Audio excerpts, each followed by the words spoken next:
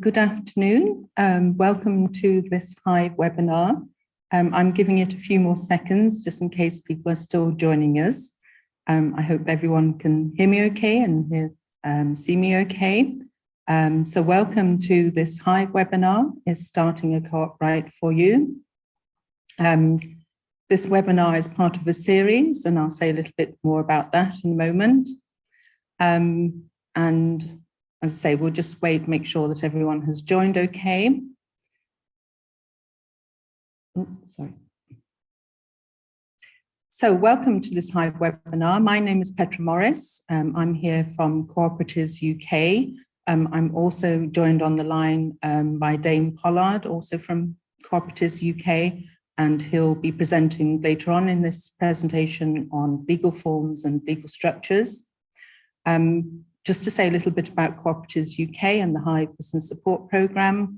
Cooperatives UK is the network body that represents the thousands of cooperatives around the UK. As a membership body, we provide services to our members in terms of training and advice, and we campaign and lobby and run events. And we also want to support the setup of new cooperatives. And one of the ways we do that is through the Hive Business Support Programme. This is a national programme delivered by Cooperatives UK in partnership with the Cooperative Bank. And we're very grateful for that partnership, which has been running for 6 years.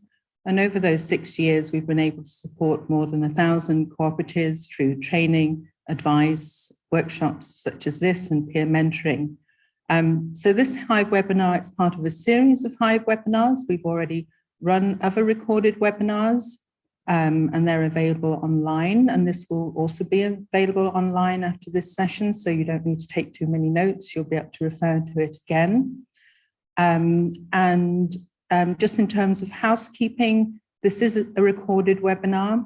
You won't be able to see each other on screen. There's no visual, and there won't be any audio either.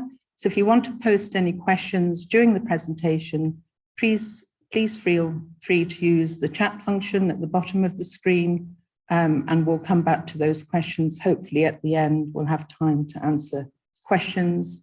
But yeah, hopefully everybody's familiar with Zoom now, and the chat is at the bottom.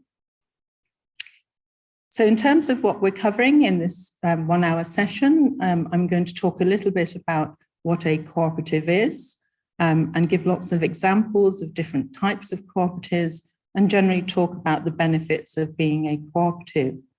And I know that there's quite a mix of people online today. We've got a really good number of people joining us. Some are looking to start a cooperative, but I also know there's people here maybe from advisors who are working with groups, local government people, and also some of our funders are online today. So welcome to everyone. And then, as I said, later on in the session, my colleague Dame Pollard will join us from Cooperatives UK to talk about legal structures. And then we'll finish off and talk about the support available and the next steps if you're looking to find out more about cooperatives or setting up your cooperative. So without further ado, I'll jump into the presentation.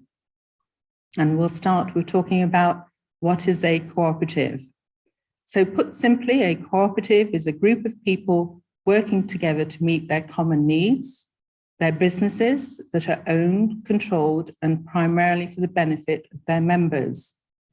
So cooperatives are businesses, and often when you look at them from the outside, they might not look any different to other businesses, but it's what's going on the inside in terms of who owns them and how they're managed and how those members have a say in how the business is run that's different from other businesses. And those members can be the customers, they can be the suppliers, the community, or the workers, or they can be a mix of those, and they can be free members or as many as 3 million members. So they're very flexible and different models. So membership is very much at the heart of every cooperative. It's really what cooperatives are set up to do. They're there to serve the needs of those members. The members drive the purpose of that cooperative. The members are the owners and the shareholders. And members choose what to do with profits. So as I said before, cooperatives are businesses and they generally aim to be sustainable and make profits. but it's how those profits are distributed are different from other businesses. And members can invest in their cooperatives, but that shouldn't be the main reason for them joining the cooperative, and that shouldn't be the main purpose of the cooperative in terms of shareholders and investing. And members have an equal say in running the cooperative. And whenever I say this, the first question everyone says, well, if there are millions of members, can they realistically have an equal share in how they're democratically organized? And there are different ways and different governance in how we manage that when there are lots of members, but essentially cooperatives are accountable to their members. So later on, my colleague Dane is going to talk about what the legal forms are for a cooperative, and there are lots of different ones. But essentially, a cooperative is defined by its cooperative principles. These are really at the heart of every cooperative. And these are principles that we haven't just made up in the last few years. These are principles that were first set up a long, long time ago, back in 1844. And normally in these presentations, I would talk about the Rochdale pioneers and how they set up the first shop in Rochdale, and that started the modern day equivalent of the cooperatives. But we haven't really got time to talk about the history. But these principles have been around since 1844. They're internationally recognized, and the International Cooperative Alliance kind of looks after the principles and make sure that cooperatives around the world are meeting these principles. So I'm just going to very briefly touch on some of these principles, because if you want to be a cooperative, you have to demonstrate how you meet these cooperatives, and you're defined by these principles. So I talked before about cooperatives being owned by their members, but membership is voluntary and open. So those of you who've gone into your convenience shop round the corner, you may have got a membership card and you may earn dividends when profits are made, but you can also shop there without a membership card. So it's not compulsory to be a member. And the same with a worker co-op. As workers, you don't all have to be members or directors, and you have that choice. The democratic member control is really important. This is about how your members have a say in how the cooperative is run. And membership should be about participation and having some benefits and value, and that should have some monetary value as well. And because cooperatives are there to act on behalf of their members, they need to be independent and do that. They need to act on behalf of their members. And next, education is a really important part of being a cooperative.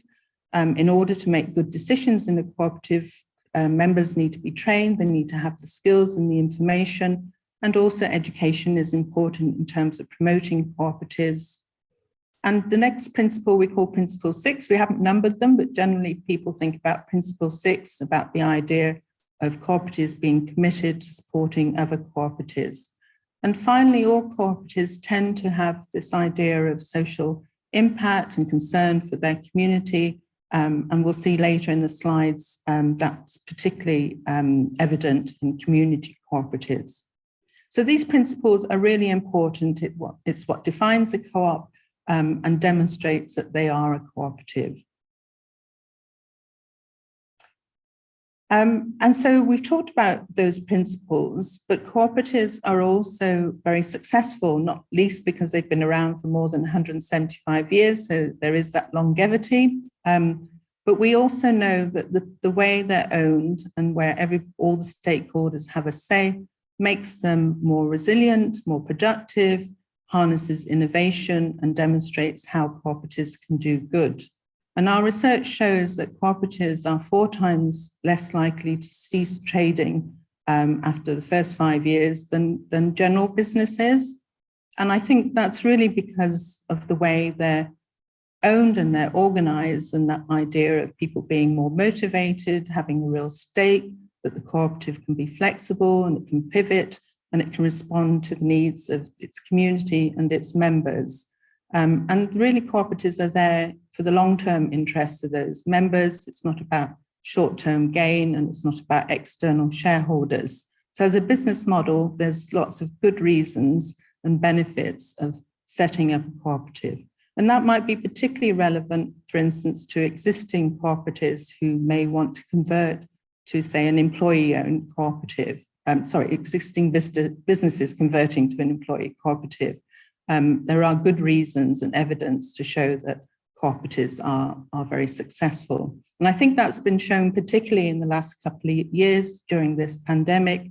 Cooperatives have pivoted their businesses, they have turned to their communities and supported them, and they have come out of this much more resilient than perhaps other businesses.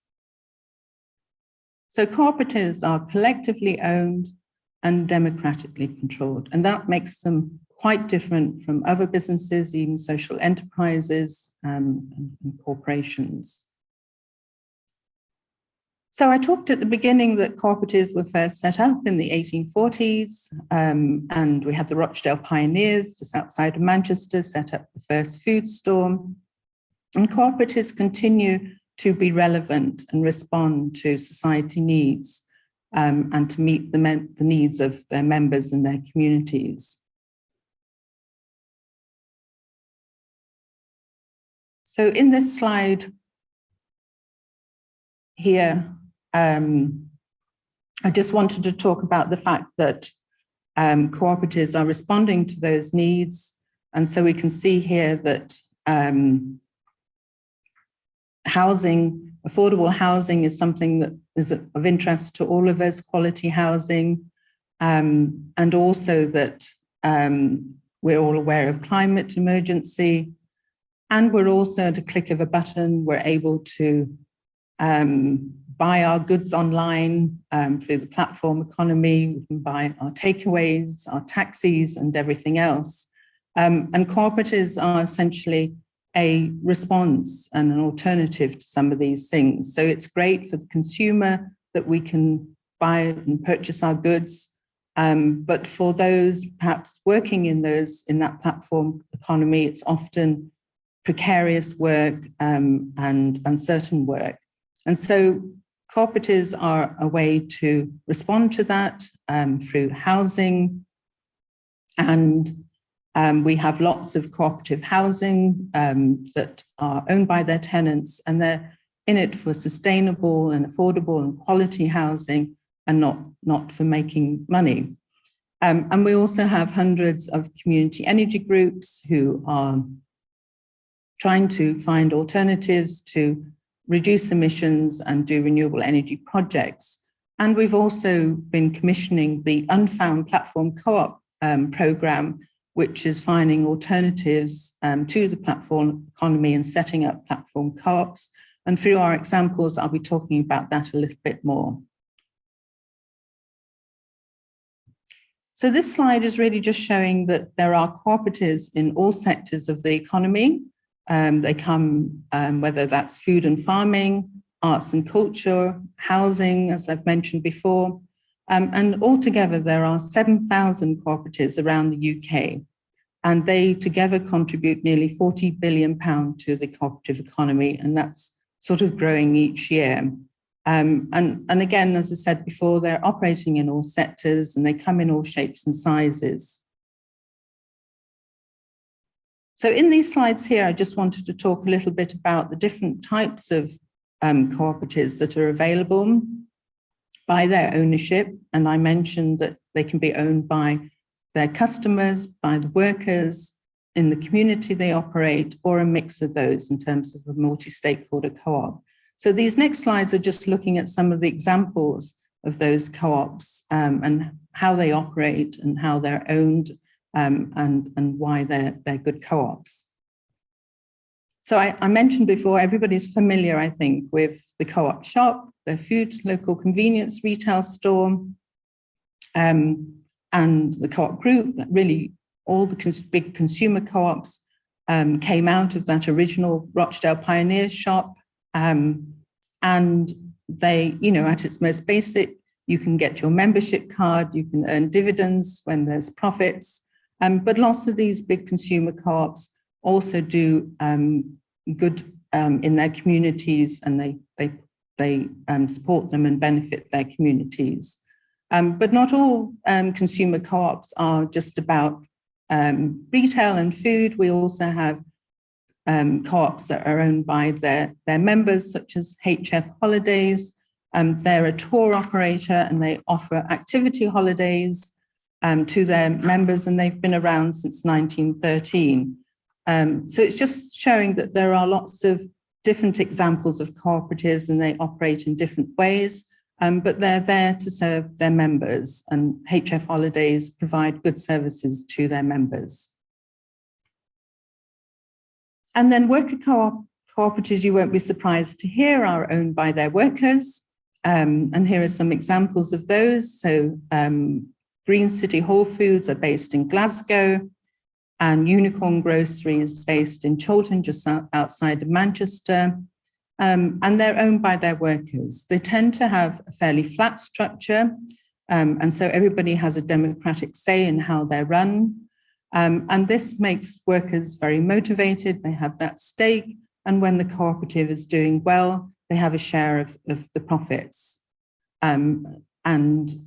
It's not just food where co-ops are worker-owned. We also have digital co-ops and creative co-ops, often worker-owned. And in fact, Digital are a co-op that we helped set up through the Hive business support program. And they're a small worker co-op of just 3 or 4 people, and they wanted to do tech for good and come together as a cooperative. So as I say, cooperatives come in all sizes. Unicorn Grocery has about 70 members and Green City have about 50. Worker co-ops generally tend not to be so big. I think our biggest worker co-op is Suma in Halifax, which also distributes whole food around internationally, and they have about 200 worker owners. So that's just examples of worker co-ops. I mentioned before that we've been supporting a new era of platform cooperatives as an alternative to the platform economy. And there's a couple of examples here. So Equal Care Cooperative, again, have been supported through the Unfound program and the Hive. And they're a co-op in Upper Calderdale. And they really wanted to set up a cooperative that responded to the inequities of social care generally out there. And the cooperative is owned by the caregivers and the care receivers, and they operate over a platform. And the idea is that the quality of the service will therefore be better as a result, because all the stakeholders are co-producing the cooperative and everybody has a say in how the cooperative is run. And often in these instances, the people working in sectors like social care are generally not very well paid and supported or trained. And so the cooperative is trying to do that in a much better and fairer way. Similarly, Signalise is a cooperative for the deaf community, and their members are those receiving deaf interpretation and also the BSL translators. And again, BSL translators often have to work for agencies. They're not very well supported. It's quite precarious work. And so the idea behind this new cooperative is to be much fairer in terms of how those services are delivered. And they operate currently around Liverpool and the Wirral region. And lastly, just to mention here, Chiltern Bite Deliveries we set up through the Hive. They were an example of a group coming together during the height of the pandemic last year and delivering goods to their local communities on a free basis, particularly those that are vulnerable and isolated. And they set up as a cooperative, and their members are both the couriers on their bikes as well as the businesses they serve and the community they're serving. I won't say too much about housing co-ops. We've touched on this before, but there are lots of examples of housing out there. But I just wanted to mention Student Cooperative Homes. They're a national organisation that is trying to enable students to have access to more affordable housing that they have ownership of, and that also gives them the skills in terms of running those co-ops. So community co-ops is probably the area of co-ops that is growing more than any other. We're seeing more and more communities taking ownership of the services and the assets that benefit the most and mean most to them. And we've seen a huge rise in community co-ops. And I couldn't do this presentation without mentioning my own cooperative, and that's Friends of Stratford Public Hall. This is a building just outside of Manchester in Stratford. It's built in the late 1800s. It's a Grade 2 listed building. And we took ownership of this building from the council back in 2015. It's a building that can do events. It has a ballroom for up to 400 people. And we undertook a community share offer in 2017 and raised £250,000 from 800 local people who wanted to invest in a building and a community hub that was important to them. And this is just an example of hundreds of communities around the country doing the same thing. And I'll touch on community shares a little bit more in a moment. And similarly, other organisations, lots of pubs around the country, particularly rural pubs, have taken ownership where the owners may be retiring and closing the pub or their local shop. And community shares have played a big part in allowing communities to take ownership. And I just wanted to mention here that not all community co-ops are asset-based. So some community co-ops, such as the Manchester Meteor, this is a local newspaper, simply wanted to be community owned so that they could be more accountable to their readers. So just to touch on community shares. Community shares is a unique form of finance, patient equity that's available to cooperative societies. So as part of your membership, people can buy shares in their cooperative, and this gives a good foundation for taking on that asset or for delivering those services in your community.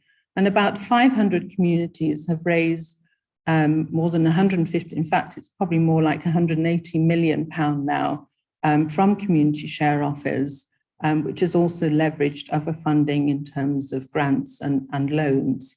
So over the last 10 years, we've seen the growth of community shares, and we also have a programme at Cooperatives UK called the Community Shares Booster Programme that supports groups looking to undertake a community share offer. And there's grants available and equity match funding. So this is a unique form of capital that's only available to cooperative societies. And Dane, who will join me later, will talk a little bit more about those. So yes, so it's unique to cooperatives, and we've seen the growth in community shares and community co-ops. So to recap, cooperatives are businesses. They work to a set of principles, and there's lots of different types by their membership. They're a really flexible model, and we've seen that there are benefits and good reasons for setting up cooperatives. And I just wanted to touch in this next few minutes on starting a cooperative and how you would go about that and the things that you would think about. So in many ways, starting your cooperative isn't that different to starting any kind of business. It's really about determining what problem you're trying to solve or what opportunity comes along. So thinking back to Stratford Public Hall, that was simply an opportunity where local people saw the building potentially being sold to be converted into flats or offices. And the community came together to try and save that from the council.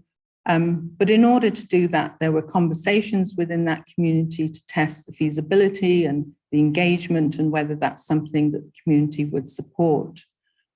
So when thinking about setting up your cooperative, much the same as any other business, think about what's the motivation and opportunity for doing that? Are you best placed to do that? Do you have the skills to do it? And what can you do differently that would be better than others? So if you were to set up a company as a sole trader, maybe a cafe or a shop, you could go to Companies House and probably register it quite quickly, and you would make those decisions and maybe employ some people, and it could happen all quite quickly.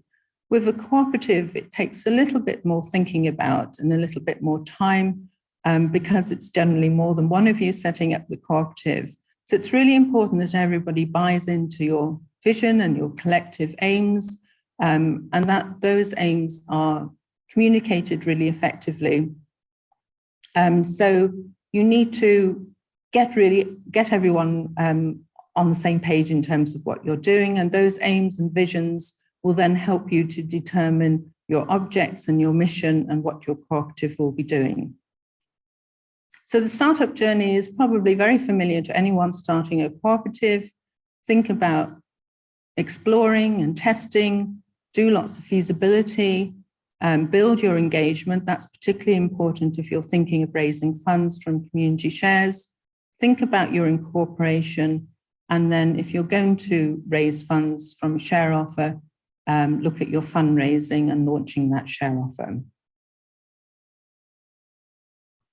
So I think that takes us through most of those, the presentation. The good thing to know is that if you are starting a cooperative, you don't need to necessarily remember all these steps. We have on our website, we have a step-by-step guide that takes you through how to set up your cooperative, has lots of resources and templates, and you can literally work your way through those steps of testing your idea, how to finance your cooperative, how to do your business plan, and it's a really useful tool.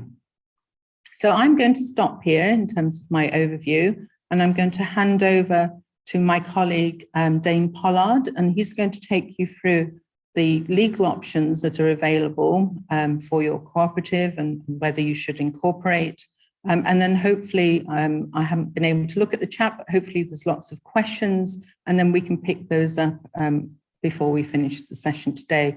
And I'll also talk to you about what support is available and the next steps.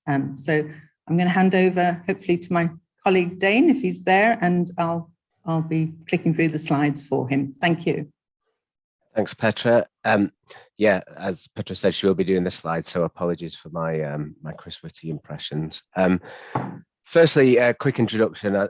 As Petra said a few times, my name is Dane. I work in the advice team here at Cooperatives UK, and we are a relatively small team, but we do cover a wide range of skills and experience in all things governance and HR as well. My role primarily is to assist new incorporations, new organisations become co-ops, and this can involve many discussions around legal forms and structures at this sort of start of people's journeys. And then once they are registered, we tend to follow up that support when they become members of Cooperative UK as well, so we can provide ongoing governance support. So on to the first slide, please, Petra. Thank you very much. We shall start there with incorporation or not. It's an important question to ask any new business, and majority of co-ops do incorporate, but there are circumstances when remaining unincorporated is actually more appropriate. What does incorporation mean? Well, it means creating a legal identity for an organisation that is distinct from its members, which is then referred to as a corporate body. And as the slide says, incorporation then limits the personal liability of those members and is the legal entity, which is a person in the eyes of the law that takes on that risk. If you remain unincorporated, your organisation is more informal, which means the law sees your cooperative as a collection of people, members again, but not a legal entity in its own right, which means the organisation itself can't enter into contracts. It's difficult to give members authority to enter those contracts on the organisation's behalf. And of course, in many cases, you'll have to decide who has that responsibility. And the liability to members is joint and several, and it is unlimited. And these liabilities may not be shared equally among the members. So often the sort of responsibility that falls on the one who has the most ability to pay, and they're the ones pursued for payment of debts and other sort of liabilities. When you do incorporate, it does mean your business will have specific rights and then duties to follow as well. You register as a legal entity under a particular act, piece of legislation, and that registration will be with a particular regulatory body, such as Companies House. and the Companies Act 2006 as well. So the more familiar legal structures there that people are familiar with. And when you do that, this means that your co-op will incur startup fees, and then it will have to keep and file records with the appropriate registrar. Make certain details public as well, such as board and director names and registered addresses and things like that. You can put your list of members on Companies House as well, but that's not a prerequisite. It is more of an optional thing. When should you incorporate? Well, some big reasons to incorporate include planning to own property and entering into significant contracts, including employment contracts. And of course, that you will limit the liability and the risk there to the individuals, and it will be taken on by the legal entity then. If you are going to undertake significant trade as well, that might have risks attached to it. If you need to own significant assets as well, and simply wanting to limit the personal liability of the members, which includes debts and things like that. And the legal entity is the one that takes on that risk. Hold on a second, sorry. Yeah, thank you, Petra, for moving that across. I was just going to mention a couple of things before move on to that next bit, but remaining unincorporated might suit your co-op if you have a more informal setup and exposure to risk is minimal. The advantages of remaining unincorporated are that there are generally no or very limited startup costs and certainly no annual costs. You don't need to declare details with the public registers, and there's very little or none at all formal administration. So it can be a lot easier and quicker to remain unincorporated to help you go about your business.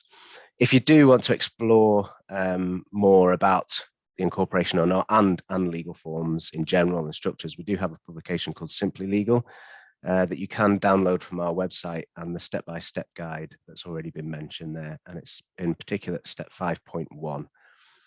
And it's important here to say that you shouldn't rush into incorporation if there is no particular need at that point. Some businesses can start off informally and tickle on quite nicely without the need for contracts or employees or anything that would incur that risk for the limited liability. There are pros and cons to incorporation, and Simply Legal has a handy table that sets out a few of those for you as well. And a couple of highlights is the admin once incorporated, and the privacy, of course. When you incorporate, you don't have that complete privacy anymore. And when the time is right to make that change, you should have a better idea of what your co-op will look like too. And if you have been trading informally for a short time, you'll also know what sort of things you need to look for with the incorporation. So we will move to that next slide. Thank you very much, Petra. When you're making the decision to incorporate, these are the points that you will look through. Firstly, you'll decide your co-op structure. So your members, who are they going to be and what relationship will they have with the co-op? Petra's already told you about the different types of co-op you can have. And remember, every co-op is different as well. So even within those categories that Petra mentioned, we could probably list dozens of different styles of co-ops that have all got the same structure, but they'll just change slightly for what they need. So think about what suits you best and your business and your members, of course. Have a business model and a business plan. A co-op needs to be a business as well. It needs to have a business behind it. It can't just be a collection of people. And of course, you want that business to be successful as well. So think about that. Get your projections and your plans set from an early stage. And what is your mission and your vision? Why are you starting the business? And what need is out there that you need to be addressing?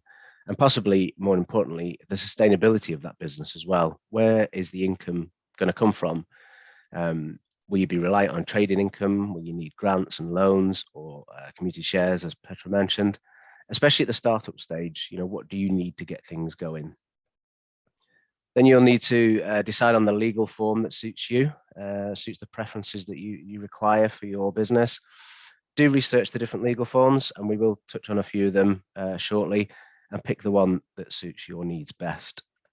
Then you will need a constitution to go with that legal form as well, which is the governing document there that will set out how the governance of that organisation will be conducted. And of course, if you want to be a cooperative organisation, you will need the values and principles either specifically or referred to throughout in different ways.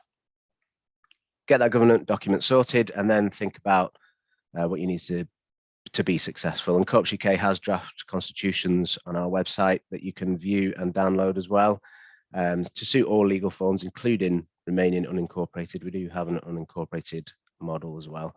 And you can get those on our step-by-step guide as well. And that's step 5.5. And then finally, you'll make that application to the registrar, and depending on the legal form you've chosen, it'll be a different process for registration. And Cooperatives UK has a registration service that is currently being subsidised by the Cooperative Bank, which means it's a lot cheaper to the applicants. And as part of that service, we will help draft constitution, prepare any application forms, and liaise with the registrar on the co-op's behalf until it's registered. And then as a sweetener, we will add in membership to Cooperatives UK at no extra cost should you wish to join us. And you can find more details about that service at step 6 of our step-by-step guide. So you can see how useful it is already. And we'll go to the next slide, please, Petra. And we'll, thank you very much. We'll start with the last sort of point that we touched on there in the legal forms.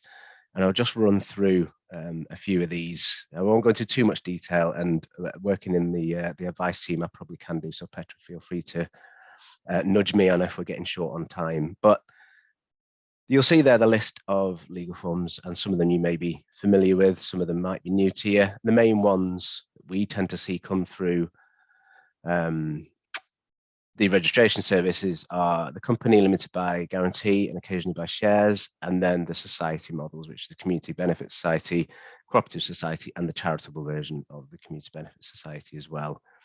There are other legal forms, of course, and it is important to say here that any legal form can be cooperative, because there is no such legislation in the UK that is defined purely for cooperatives. So the cooperative elements of any organisation is the governance structure that is laid upon that legal form, and that's where our model documents come in handy.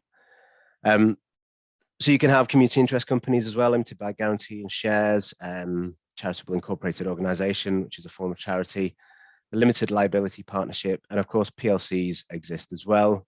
We don't see many of those that are cooperatives for obvious reasons, because they're generally set up for sort of profit-making corporate bodies. And the things you need to consider when you are looking at a legal form is what type of business the co-op will carry out, who the members of the co-op will be, and the interaction with the co-op, if there is any interaction with the co-op, how you'll fund the co-op, especially at the startup stage, what the co-op wants to do with its profits it makes, and what it will do with any assets if and when it winds up. Next slide, please, Petra. So we're going to look at them in a slightly more detail, and at first glance this may look like a complicated slide, but don't worry too much. It's mostly an illustration of how the legal forms are interlinked and how they differ. For example, at the top there you can see the different forms of legislation that those particular legal forms are registered under. So we have the Companies Act on the left, which is probably the most familiar to people who don't do this sort of work on a daily basis. And then we have the Cooperative and Community Benefit Societies Act 2014. And the one on the end there is a limited liability partnership, which is separate. And we don't see many of those, but it is an option, and we do have a cooperative model. So starting with companies on the left there, it's showing the public company limited by shares, private company limited by shares, and the private company limited by guarantee. These are all registered under the Companies Act, and like I said, we don't see many of the PLCs, but the private company limited by guarantees we often see, and that means that the members will guarantee a certain amount, which is usually £1, in the event of the company being wound up and still having outstanding debts. The company limited by shares is a very similar method, but this time the liability of the members is the shareholding that they have. And again, on winding up, any shareholding there would go to creditors and liabilities before the members got their capital back. And in the nominal value of the shares and any premium paid in return for the issue of those shares as well. So all shareholding will be at risk there in that particular version of the company. And like I said, the PLC, we don't tend to see that too much because of the nature of what that is. And they, of course, list their shares on the stock market, which they don't have to do, but it's often easier to do that, so shareholders can buy and sell shares. Moving slightly on there to the right-hand side, in the Community Benefit Society, Cooperative and Community Benefit Societies Act 2014. And underneath that, they are both societies. One is listed as a community benefit society and one is a cooperative society. And societies are corporate bodies in exactly the same way as companies, but they're registered under the different act. And they are administered by the Financial Conduct Authority, who are registrars rather than regulators, whereas Companies House can be sort of regulators as well. And as I said, you can be a cooperative or a community benefit society. The cooperative society is used by all types of cooperatives, and to meet the conditions for registration for the FCA, the society has to be an autonomous association of persons united voluntarily to meet their economic, social, and cultural needs and aspirations through a jointly owned enterprise. That is a statement taken from the International Cooperative Alliance, by the way, and that basically means that the members all club together to achieve a goal that they possibly couldn't do on their own. And the Community Benefit Society is more common amongst the community co-ops that Petra mentioned before, because of the emphasis on the community. And we see lots of voluntary and community activity within those, and the emphasis is on that wider community rather than the individual membership. It just so happens that the majority of the wider community who are involved often are members of the society as well. And the Community Benefit Society also has an added option of a statutory asset lock. The asset lock is designed to ensure that the assets of the organisation, which includes profits and other surpluses generated by its activities, that they are used for the benefit of the community and not the members. And on winding up, any remaining assets must be given to another asset locked organisation, usually with similar objectives. An asset lock is an option, so you don't have to have it, but it is there. A lot of funders, for example, like to see an asset lock in there to show that things are for the community in perpetuity as well. Once you put that asset lock in, though, it can't be removed. So you really have to consider the advantages and disadvantages of putting that in there. Just touching on the last one on that list there, the limited liability partnership. That is, as it sounds, it is a partnership between the members who are equal partners or not, if they do it a slightly different way. But obviously in the cooperative LLP, we would expect them to be rather equal and flat structured on that one. And it's slightly different because LLPs must be engaged in profit-making activities as opposed to some of the other ones we've mentioned. And just to skip back a bit, the companies on the left-hand side, again, when we mention the company limited by shares and guarantee, they can also be community interest companies, which is similar to the Community Benefit Society in that the primary purpose is to benefit the community. And they usually have social objectives, and they are seen as social enterprises and are usually there to benefit the wider community and the wider public rather than individual members. But they can still be cooperative, and we can still have the values and principles throughout those articles and those constitutions. And a couple of the features that distinguish the CICs from other companies is the statutory asset lock, which is there, which is compulsory in a KIC rather than with a CBS, which is an optional. But yet the community interest company also has to pass a community interest test, which the KIC regulator presides over rather than just registering the Companies House. So there's a sort of extra layer there of regulation as well. And then we have left in there the bit at the bottom which refers to the Charities Act 2011, because there are certain ones, and these can still be cooperative in nature. But again, the emphasis with the charities, of course, the wider public and not member benefit.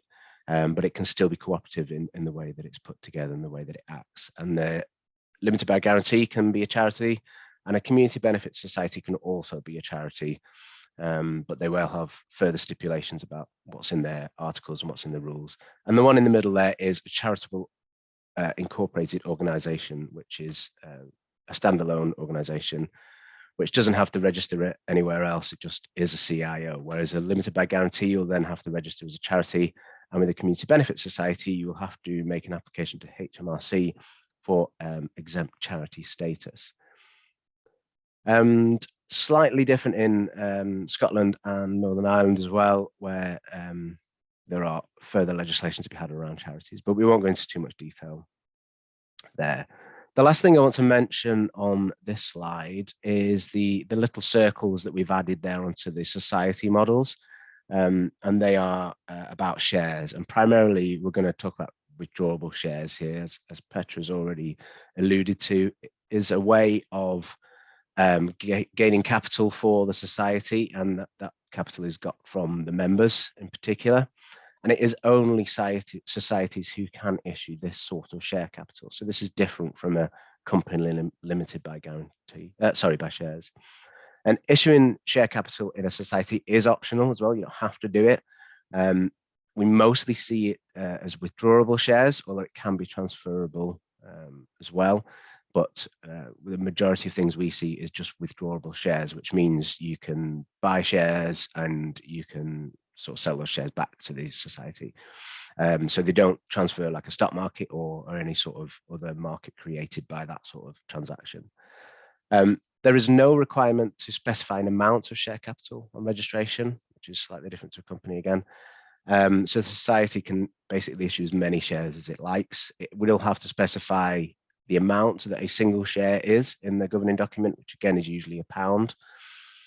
And then you will sell X amount of those shares, whichever your minimum shareholding would be. Societies have exemptions from the Financial Services and Markets Act, the FSMA 2000, which includes exemptions about covering the approval of financial promotions, which in layman's terms means you can advertise your share offer to the public. And that means it can reduce the cost of issuing shares as well and promoting those shares. And it is something that you can't do straightforward in a company. So you will be looking more at the public limited company then, which is, again, a bit more of a minefield, I think, especially for smaller community projects. Withdrawable share capital is still risk capital. And despite the exemptions, the FCA will expect a society to provide appropriate information regarding this risk to potential investors, members. You can pay interest on these shares. However, the interest payable must be set at a rate that is necessary to obtain and retain enough capital to run the business. So what that means is you can't advertise a share offer and say, no, we'll give you loads of interest, year on year. People can't be investing to make money. It has to be more of a social investment, and those sort of decisions have to be socially motivated or philanthropic reasons rather than a prospect of financial return. And it's certainly something the FCA do look for, on the application as well.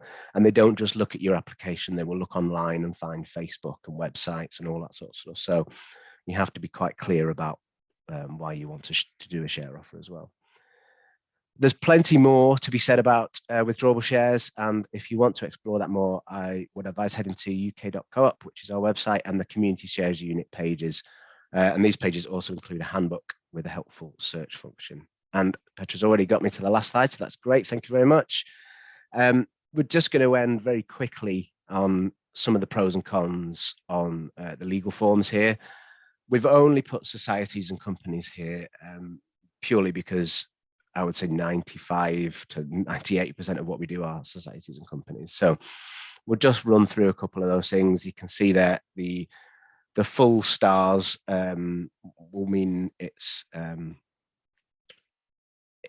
about, so the society will start on the left. So the full stars mean regulatory reporting there. It's slightly easier in the sense that with the FCA and a society, once you've registered, you'll then only report to them on an annual basis with your annual report. Whereas with a company, you have to update them every time you get a new director or one leaves or your secretary changes and other things that you have to do on Companies House as and when it happens. The registration, the company wins on that one because you can usually register a company within a day or two, providing it's straightforward. It still takes slightly longer than registering a generic company, where you take the model articles that Companies House have produced, because you are putting in those cooperative values and principles. But often that only delays it by a day or so. So it can be really quick. Whereas a society can take quite a long time, especially if it's complicated or there are changes to rules that the FCA really have to look into. As a minimum, you're going to take about 4 weeks to register a society from start to finish, and that can drag on. But yeah, the recognizable legal form, again, the company wins on that one because it's just more widely known. People refer to businesses in general as companies, regardless of what their legal form is, which can be confusing. And the society model is still less known. And unfortunately, that it's less known with banks and other authorities as well. So sometimes a struggle for some of our members to get certain things sorted, and we have to step in and try and help where we can. Of course, as we've discussed, community shares can only be issued by a society. You can issue shares with a cooperative company, but they are dealt with differently, and you can't advertise them to the wider public in the same way. So yeah, just you have to think carefully about that if you want shares in a company. And the registrar there is just shown as the FCA and Companies House. And again, like I said, with the KIC regulator are also part of that process, registering a KIC company. So in a nutshell, really, that is there's some of the pros and cons. I'm sure people can delve into the finer detail of more pros and cons. But once again, we'll mention this step-by-step tool because it is really useful. If you're right at the beginning of your journey, start at number 1. If you've gone through half of it, then, skip through a couple of bits, but it's probably worth checking those steps just to make sure you've covered all the bits that we would expect you to cover, especially if you're going to then register your co-op at step 6 as well. And that is it from me, Petra. I'll hand back to you and we can go for any questions, I think. So thanks very much, Dane. I think that was a very comprehensive overview of the different legal forms that are available for cooperatives. And as I said before, cooperatives can take any legal form, and the choice really depends on the type of cooperative you're going to set up and where most of your funding is going to come from, and your business plan and everything else. So thanks very much, Dane. That was a really useful insight to the legal forms and whether to incorporate or not.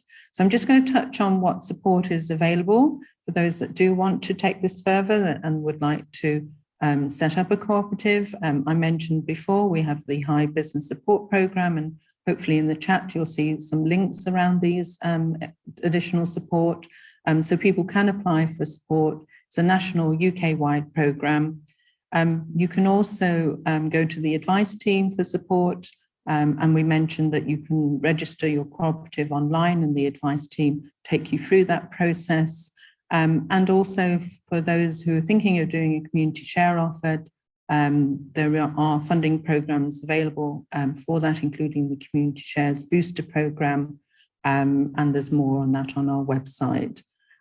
So we're fast running out of time. There's just a few minutes left. I haven't been able to look at the chat, so I'm hoping my colleague will be able to let me know what kind of questions we've had, if there's anything particular. This final slide here is just the website to go to for all our programs and how to start your cooperative. So you'll find most of the information you need here. So if I can check with, I haven't been able to look at the chat, so if I can just check with my colleague if there's any particular questions that have been raised that we can pick up in these last few minutes. Petra, I can just see a couple of people have asked about if they'll get a copy of the slides and the links and things like that so they can watch it again. And I'm assuming we'll be sending it. Oh, sorry, you've muted there, Dane. So yes, just to confirm that this webinar has been recorded, and we will also, so it will be made available online, and we'll send you the link to, yeah, it is available. I can see one question here saying, is there much difference in the availability of grant funding depending on the type of entity? Petra, do you want to take that one? I'll try and take that. I mean, I think it obviously for certain types of cooperatives where they have a community focus, but there is probably more opportunity to get grants. And certainly from my own experience with Stratford Public Hall, having done our community share offer, we've been able to leverage quite a lot of funding, particularly from people like the lottery funding and the Architectural Heritage Fund, because of the nature of the building and the nature of the services we're providing.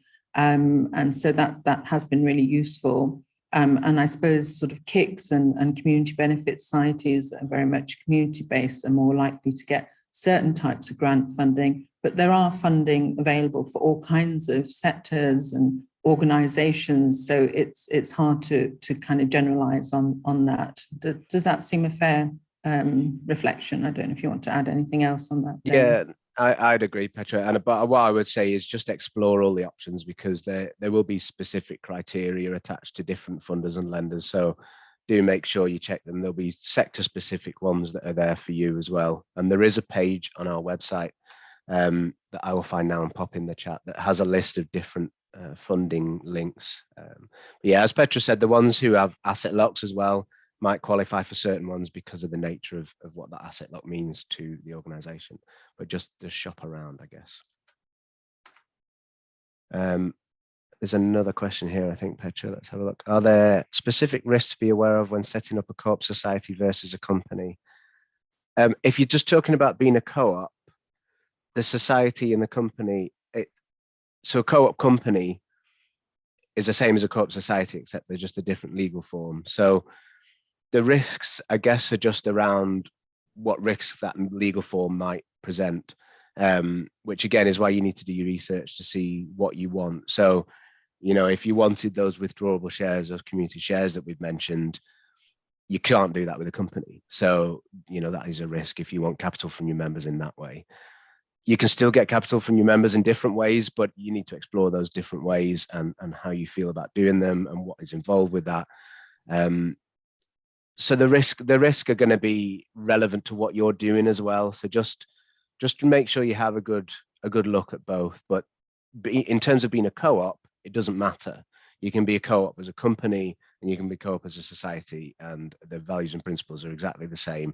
And it's just about how that governing document is written.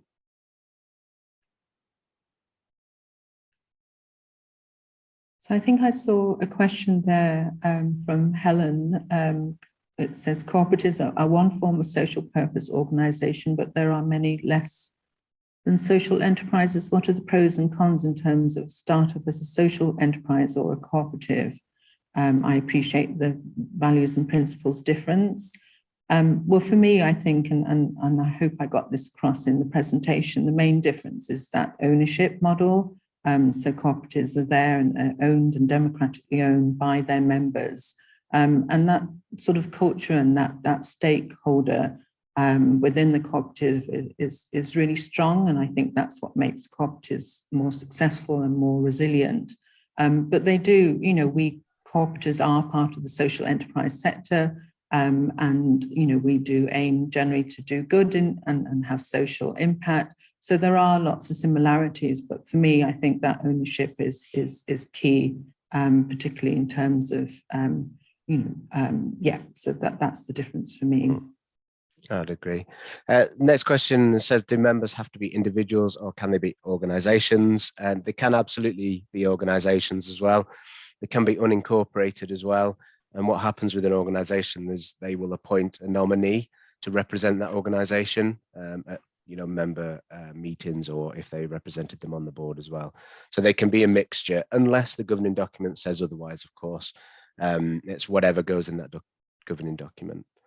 The presentation will be shared, so don't worry, a couple of people asking that again. Yeah. I think that's a very good point about can members be organizations, and one of the models I haven't particularly focused on is kind of the consortium model. So the idea that lots of different organizations can come together to provide similar services, and they benefit from sharing back office costs and marketing, and providing a one-stop shop. So we do have examples of cooperatives that are owned by organizations, and those organizations themselves don't have to be cooperatives. They can be any kind of organization, but essentially they're coming together to provide, a service that meets the needs of their community or their members. Mm-hmm. There's a question from Jacob, I think. It says, if your goal is to eventually own a space, can that work as an asset lock?